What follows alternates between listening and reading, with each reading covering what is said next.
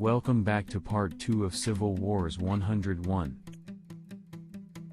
Today, we're tackling the main challenges in ending civil wars and examining how peacekeeping missions can potentially overcome these obstacles.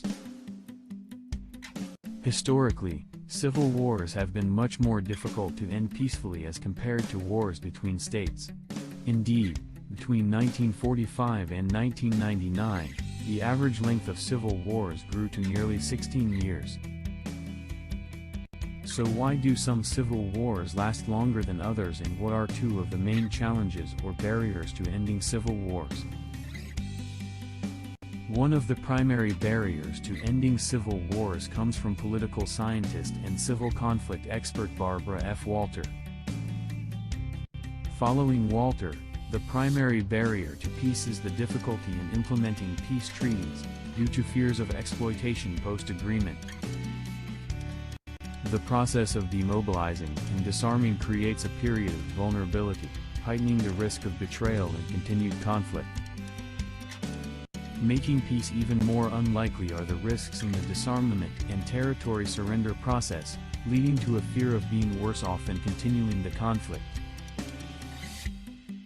The second major obstacle to peace in civil wars is proposed by British economist Paul Collier.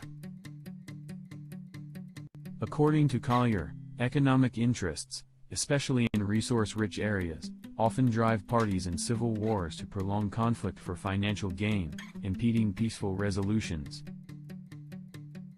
The economic interests, specifically of the rebel elite who often profit from war, offer a strong financial incentive to reject peace agreements. With these two barriers in mind, what role can peacekeeping missions play in overcoming the major obstacles which prolong civil conflict?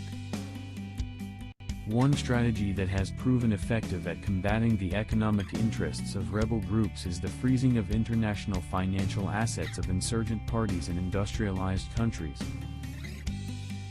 For instance, the UK's ban on the Tamil Tigers' activities led to reduced funding for such groups, contributing to peace talks by the Tamil Tigers and the IRA's armament decommissioning. Another strategy, this one directly targeted at mediating peace treaties, is for an external state or international organization to step in and effectively verify compliance in conflict zones. Their neutral position allows them to deploy observers nationwide without bias, and they're often granted access to sensitive military areas for more accurate observation. As we conclude Part 2 of Civil Wars 101, we see how intricate the path to peace can be. Understanding the challenges, from the vulnerability during disarmament to economic incentives for conflict, is crucial.